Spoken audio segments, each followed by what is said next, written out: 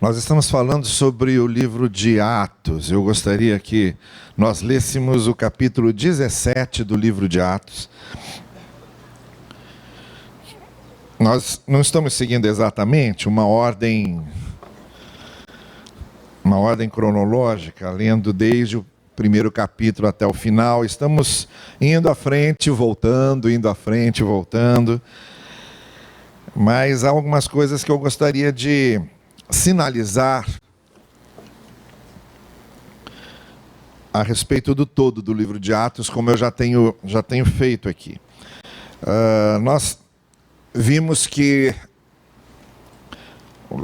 eu estou dizendo desde a primeira vez que começamos a ler juntos este livro, que o livro de Atos não terminou de ser escrito, ele continua sendo escrito pela igreja atual, pela igreja contemporânea. Nós somos a igreja que dá continuidade a essa história.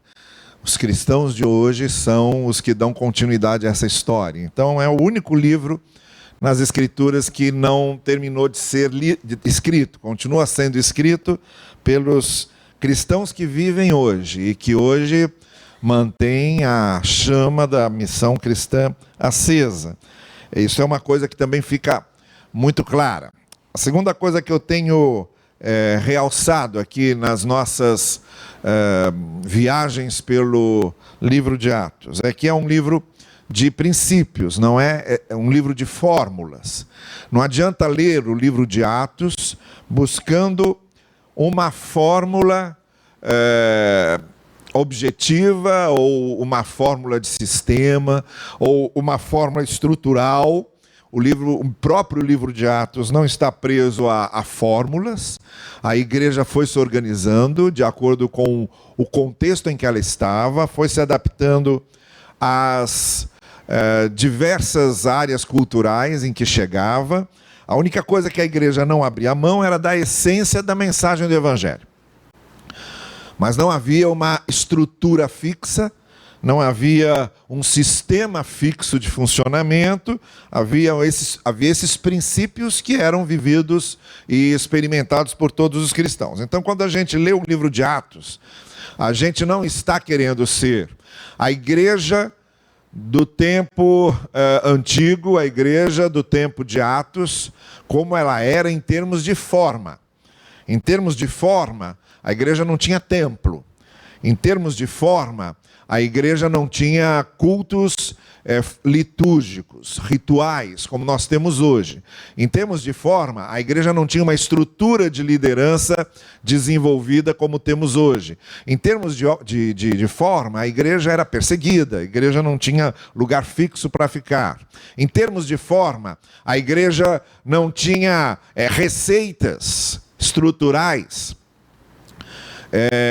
que valessem para todas as culturas. A gente sabe que na igreja de Corinto, por exemplo, as mulheres eram proibidas de falar. Na igreja de Roma, você tinha lá uma diaconisa.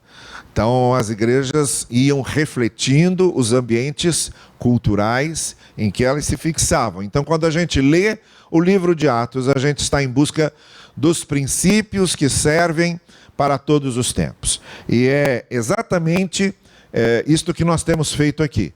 Nós temos extraído da narrativa histórica, do contexto específico e da condição cultural em que a igreja se encontrava, fazendo uma ponte para a igreja de hoje, no que há de princípios que a igreja manteve vivo. Uma terceira coisa que eu tenho realçado aqui e que eu tenho feito questão de mostrar é que nem sempre a igreja acertava. Nem sempre a igreja era o reflexo mais fiel e perfeito da vontade de Deus. Em diversos momentos da narrativa de Atos, a gente vê a igreja caminhando para um lado e o Espírito de Deus puxando a igreja para o outro. A gente vê a igreja de Deus tomando algumas decisões e depois o Espírito Santo mudando aquelas decisões e mudando os rumos que a igreja estava entendendo ser os rumos corretos. Então isso é uma coisa que a gente tem que lembrar. A igreja não está identificada completamente com o reino. Ela não é um reflexo perfeito do reino de Deus.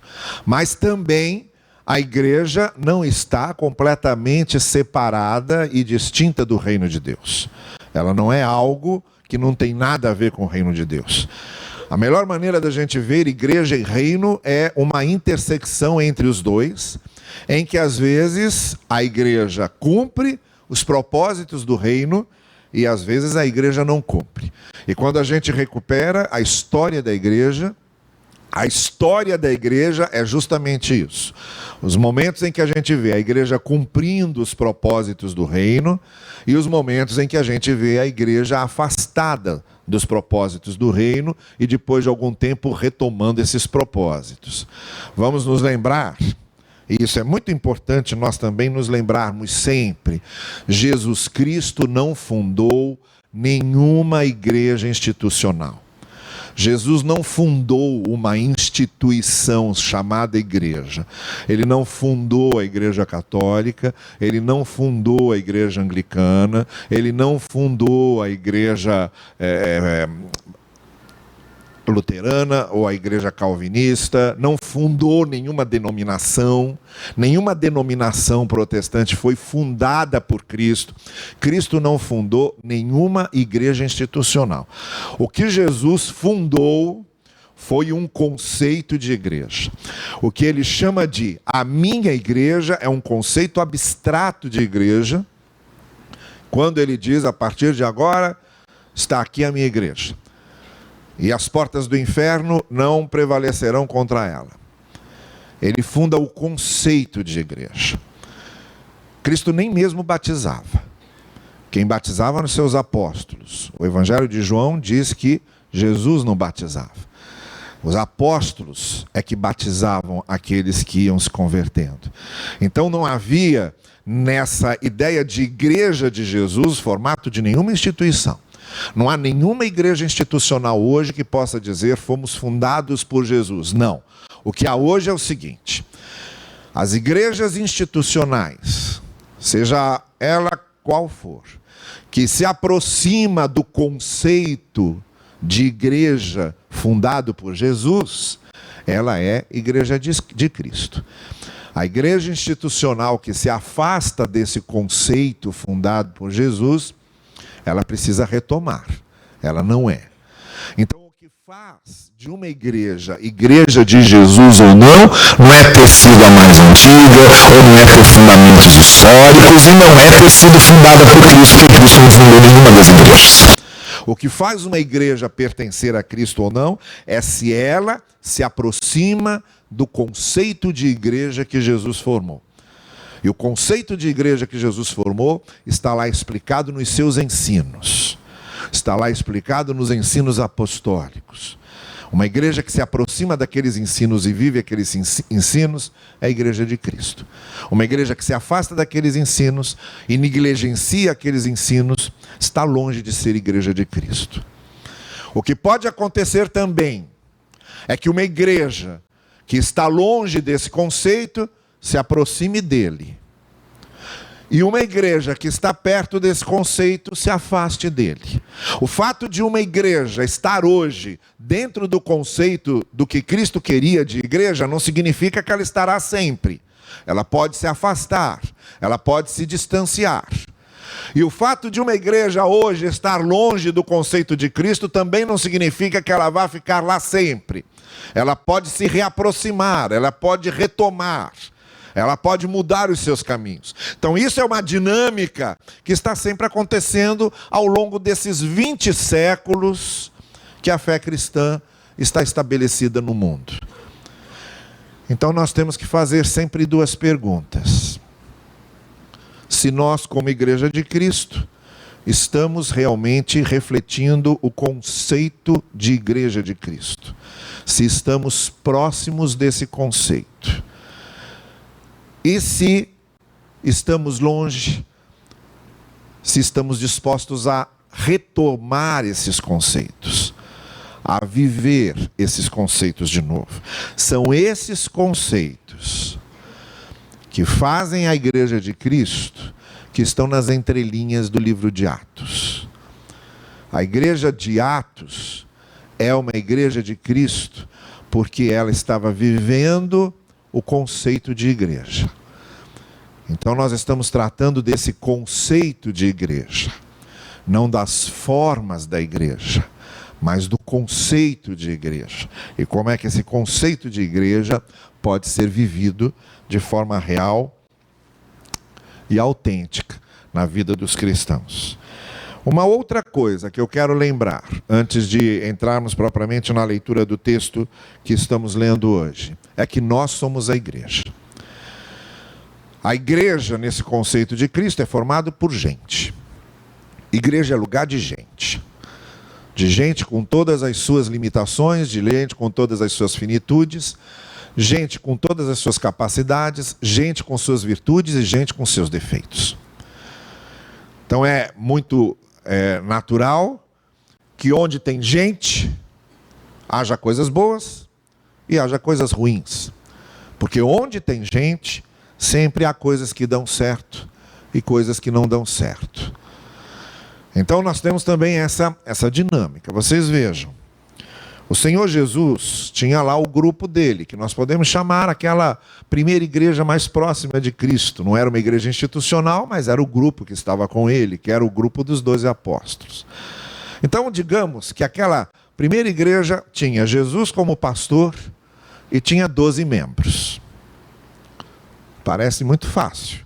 Uma igreja que tem Jesus Cristo como pastor e que tem só 12 membros, isso tem que dar certo. Isso aí vai ser as mil maravilhas. Ali é como entrar no próprio céu. E aí você vai vendo a história daqueles apóstolos e vai vendo o que aconteceu, e vai vendo quantas repreensões o apóstolo Pedro ouviu de Cristo. Tiago, que quando Cristo ressuscitou, ele batia o pé dizendo: eu não vou acreditar enquanto eu não vir com meus próprios olhos. E Judas? E Judas? E foi Cristo que escolheu, não é? Tem isso também. Foi Cristo que escolheu Judas. E Judas? E aí então, quando normalmente as pessoas costumam se escandalizar muito, se apavorar muito e dizem assim: nossa, como é que pode acontecer isso numa igreja? Eu digo: pode. Pode, porque uma igreja é feita de gente.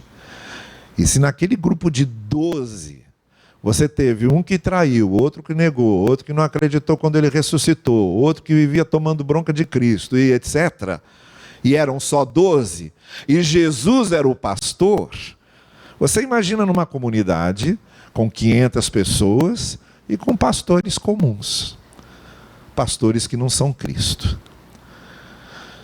Então, a melhor definição para isso eu encontrei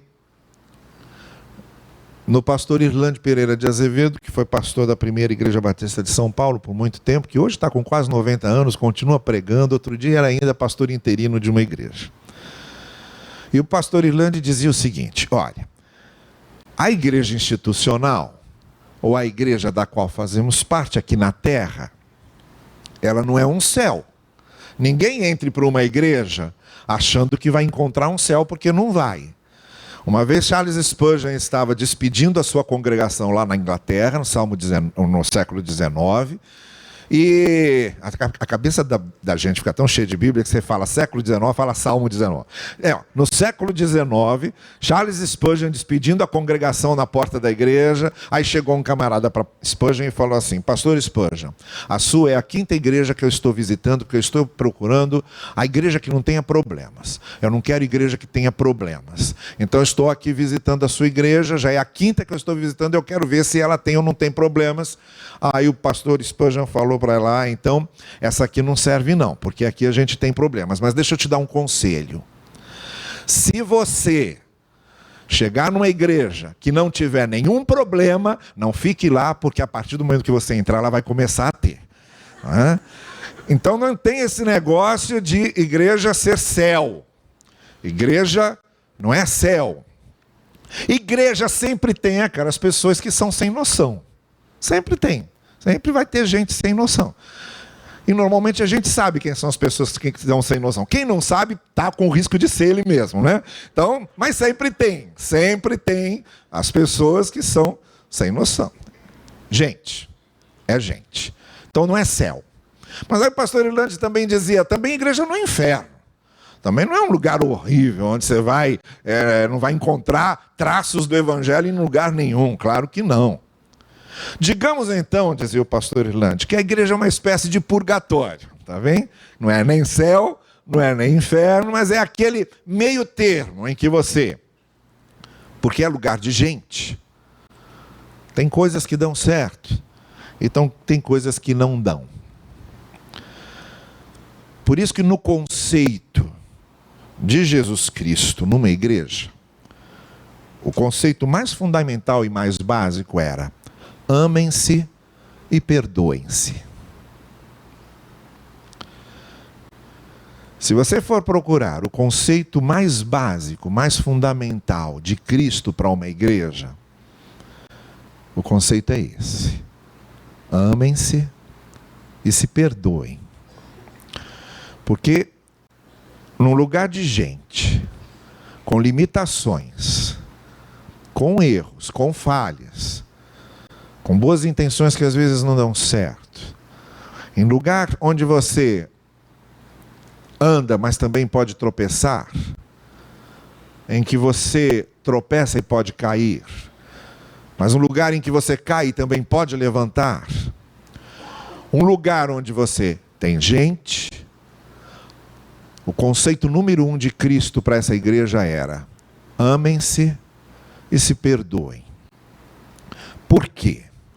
Nenhuma comunidade, desde a comunidade do núcleo da família, até uma grande comunidade como uma igreja, consegue sobreviver se as pessoas não se amarem e não se perdoarem. Nenhuma relação, desde relação conjugal até relação de sociedade, ou de amizade, ou relação profissional, nenhum relacionamento consegue sobreviver se as pessoas não se amarem e não se perdoarem. Implode. Implode. Pulveriza. Aí vira um inferno. Um lugar de gente que falha, limitada, que é gente, que é ser humano. Se nesse lugar não houver amor e perdão, aquilo explode. Não resiste, acaba. Por isso, se vocês me perguntarem, tá bem, então Cristo não fundou nenhuma igreja institucional. O que ele fundou foi um conceito de igreja. E se vocês me perguntassem qual é, então, desse conceito de igreja o mais importante, eu diria, desse conceito de igreja, o mais importante é que nos amemos e nos perdoemos uns aos outros. O resto pode ser que falte. O resto pode não ser perfeito. O resto pode não dar certo. Mas creiam nisso. Onde há amor e onde há perdão recíproco, não há força do maligno que possa destruir, porque se uma coisa que o maligno não é amoroso e perdoador. Então, o livro de Atos vai nos ensinando isso. Esses princípios do conceito de Cristo. Mas, ora, não era nada disso que eu ia falar hoje. Eu ia falar sobre Atos 17. Eu comecei a retomar aqui algumas coisas do livro de Atos e acabou. Eu estou chegando à conclusão que é o seguinte: eu já estou numa idade em que eu vou ter que começar a escrever as minhas mensagens, sabe? Escrever e ler. Porque eu vou abrindo parênteses, e cada vez que eu abro um parênteses vai chamando o outro, e aí acaba nisso. Nisso já foi quase 15 minutos. E eu já sei que eu já vou ter que parar daqui a pouco. Então vamos ler Atos 17, tá bem? Deixa, eu ia falar ainda algumas outras coisas, mas não vou falar mais não. Deixa para lá, quem quiser descubra sozinho. Atos 17. Mas também o que eu quero dizer sobre Atos 17 são 2 ou 3 coisas aqui que eu acho importantes a gente destacar.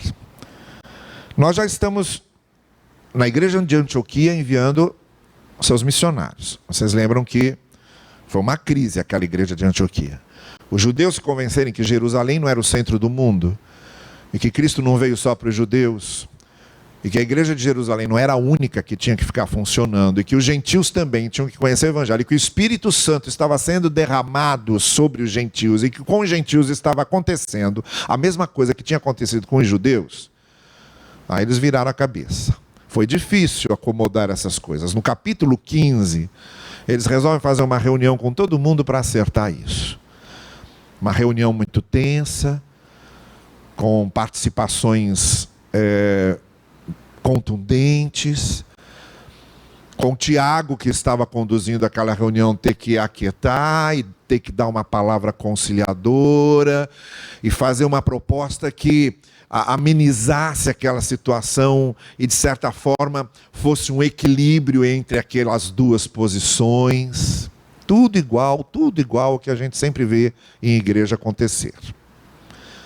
E aí, depois desse momento em que reconheceram que Antioquia estava realmente nos planos de Deus, que os antiocanos eram, sim, discípulos de Jesus, que o Espírito Santo também havia descido sobre eles, autenticando aquela igreja como corpo de Cristo. E principalmente uma igreja missionária que a igreja de Jerusalém não foi.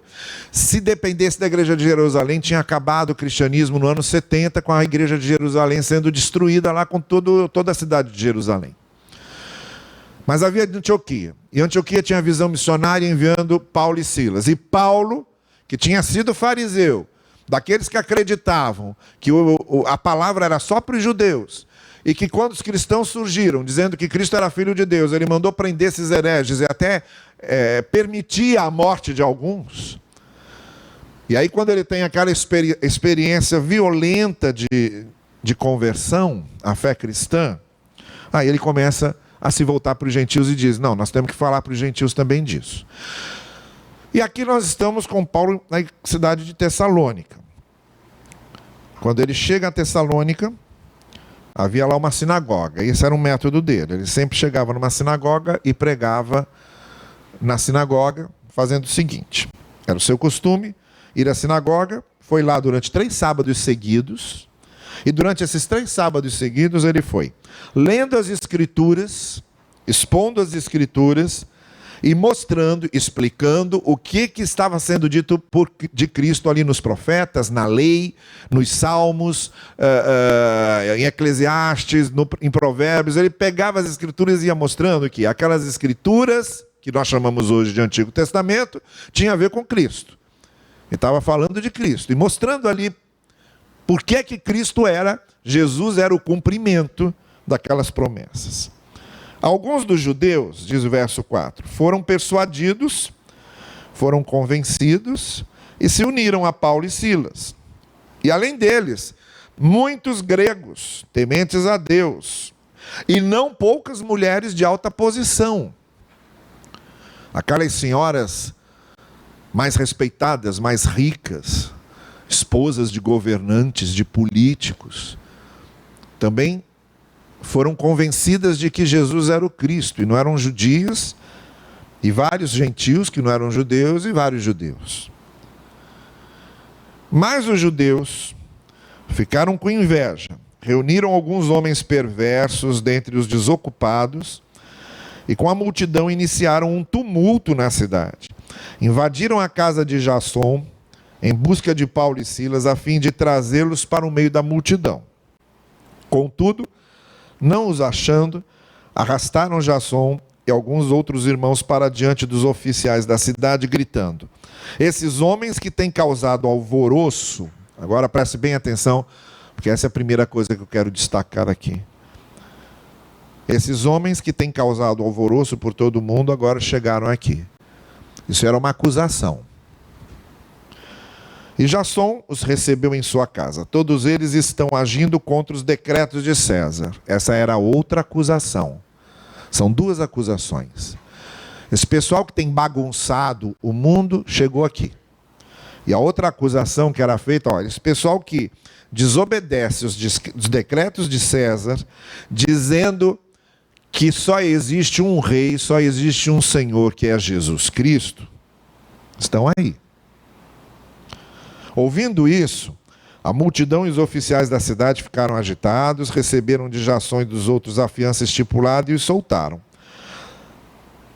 Logo que anoiteceu, os irmãos enviaram Paulo e Silas para Bereia. Chegando ali, foram para uma sinagoga judaica, de novo, para arrumar confusão. Bom, eu quero falar sobre duas acusações que são feitas aqui. Os cristãos foram acusados de serem aqueles que estão causando alvoroço. Esses bagunceiros, esses arruaceiros, esses que estão subvertendo as coisas, esses que estão virando o mundo de cabeça para baixo, esses que estão virando nossos valores, esses que estão confundindo nossas cabeças. Esses aí que têm feito tudo isso chegaram aqui. Essa é a primeira acusação. A outra acusação é: eles não respeitam César como Senhor acima de tudo. Eles dizem que tem um Senhor que é mais e está acima de César, que é Cristo. Essas duas acusações são as duas grandes verdades. Esse pessoal que estava acusando os cristãos não perceberam que na acusação que eles estavam fazendo, eles estavam falando as duas puras verdades a respeito dos cristãos. E por ironia, duas grandes verdades acusatórias que às vezes a gente despreza.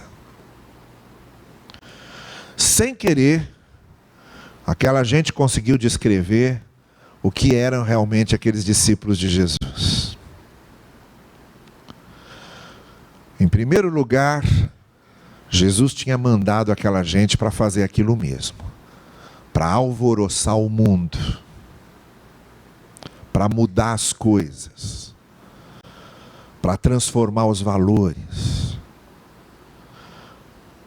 Foi para isso que eles foram mandados. Vão por todo o mundo, façam discípulos, batizem, e eu vou estar com vocês. Digam o que precisa ser dito. E foram. Só que quando eles diziam que era preciso ser dito, tinha confusão, tinha reação, tinha revolta, tinha discordância. E também tinha muito má intenção, como aconteceu aqui. Judeu, fiel a Deus, que não admitia que houvesse outros fiéis a Deus. Só ele é que era. Então, por inveja, armou lá uma situação e fez com que eles fossem presos, pegando gente desocupada, gente que estava lá, que se vendia por qualquer coisa. E usou essas pessoas para fazerem acusações. Que eles achavam que estavam fazendo acusações falsas. E não eram. Eram verdadeiras. Primeiro porque realmente nós somos mandados para alvoroçar o mundo. Nós somos os verdadeiros subversivos. Isto é, fomos mandados por Cristo para subverter a ordem do mal. Os discípulos de Jesus, o Evangelho de Jesus é o seguinte: nós somos cidadãos do reino de Deus, e todos nós somos levados para desembarcarmos no reino das trevas. E somos desembarcados ali. E nós somos desembarcados ali com uma missão. Vocês vão invadir isso aí e vão subverter essa ordem. Vocês vão derrubar esse reino. Tudo que for princípio e valor desse reino corrompido, vocês vão derrubar. Vocês vão inverter essas coisas. O que as pessoas acham que é verdadeiro, vocês vão mostrar que é mentira e vão mostrar o que realmente é verdadeiro. O que as pessoas acham que é bom, vocês vão mostrar que é mal e vão mostrar o que é realmente bom. Vocês vão subverter essa ordem. Vocês estão sendo enviados para isso, para causar esse alvoroço. Vai ter reação, vai ter perseguição, porque o reino das trevas não admite ser contestado.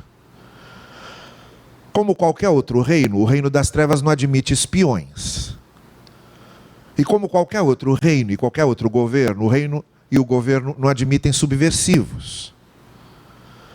Eles querem pessoas que sempre obedeçam às cláusulas do reino. Mas vocês estão sendo enviados no meio do reino das trevas para fazer exatamente isso. Questionar os princípios das trevas. Se contrapor aos princípios das trevas. E se levantar contra os princípios das trevas. Então somos de fato esses que têm que causar alvoroço. Que têm que subverter isso. Que têm que mudar essa ordem. Que têm que questionar esses princípios, que são os princípios do reino das trevas. Essa primeira acusação parecia uma acusação ruim, mas não. No fundo, estava realmente descrevendo qual é o grande caráter do enviado por Jesus. O enviado por Jesus, como diz o apóstolo Paulo em Romanos, não é enviado para ser moldado pelo reino das trevas, mas para mudar o reino das trevas. A segunda acusação também era verdadeira. Eles também achavam que estavam fazendo uma acusação que fosse manchar a imagem dos cristãos. Não, era uma acusação verdadeira. A de que eles estão dizendo que não tem nenhum rei acima de Cristo. E que Cristo é um senhor maior do que César. Ora, nós sabemos que o Império Romano, quando chegava num lugar, ele respeitava as religiões, ele dava certa liberdade para as pessoas, mas tinha as duas coisas que ele não abria mão. Impostos. Tinha que se pagar imposto a Roma, mesmo que você não fosse romano, mas tinha sido invadido por Roma e tinha que pagar imposto para Roma. E segundo, não admitiam que ninguém fosse considerado com uma autoridade maior do que César, do que o imperador. Aí quando os cristãos começaram a dizer, olha, a gente dá a César o que é de César. Claro que o governo, o império, precisa dos nossos impostos, por exemplo, a gente paga os impostos. Precisa manter essa ordem. Precisa manter a coisa funcionando. É claro que nós respeitamos a autoridade de César como imperador. Nós damos a César o que é de César, respeitando sim a sua figura de imperador. Honre o rei, diz o apóstolo Pedro na sua carta. Mas, se César começar a pedir o que não é de César, se César começar a pedir o que é de Deus, se César quiser nos impor princípios e valores que não são de Deus, nós afirmamos com todas as letras que mais importa obedecer a Deus do que os homens. Porque para nós, Cristo é o Senhor acima de todas as coisas. São essas duas coisas. Eu acho que está bem claro o que as duas significam. E acho que está bem claro o quanto a gente às vezes negligencia isso. Porque a igreja de Cristo, a igreja do conceito de Cristo de igreja, tanto deixa de alvoroçar, tanto deixa de subverter, tanto deixa de querer transformar, e vai se adaptando, vai se acostumando, vai engolindo, vai se tornando um igual, e perde essa identidade. Quanto nós deixamos Cristo de ser o Senhor acima de tudo e vamos assumindo outros senhores e outros ídolos que vão tomando conta da nossa vida. Quando outra coisa se torna mais importante do que obedecer a Cristo, ainda que seja um rei que mande isso, e a gente prefere obedecer esse rei do que comprar a briga e ficar fiel a Cristo, nós estamos tirando Cristo do trono. Quando outras coisas começam a ocupar a nossa preocupação principal e começam a conduzir nossa vida sem que nos importemos se aquilo combina com o que Cristo ensina ou não combina, nós estamos tirando Cristo do trono. Também é possível que estejamos colocando César e outros ídolos no trono da nossa vida. Nesse conceito que Cristo tem de igreja, essas duas coisas não podem faltar, senão vira um clube como outro qualquer. Cada um de nós é um agente, é um enviado, é um comissionado do reino de Deus, no reino das trevas, e onde quer que estejamos, somos embaixadores desse rei nessa terra. E em segundo lugar, Cristo é o Senhor, significa que Ele está acima de todas as outras esferas. Quando eu for colocado numa situação em que devo obedecer o ensino de Cristo, ou devo seguir uma moda, ou uma corrente filosófica, ou um pensamento qualquer,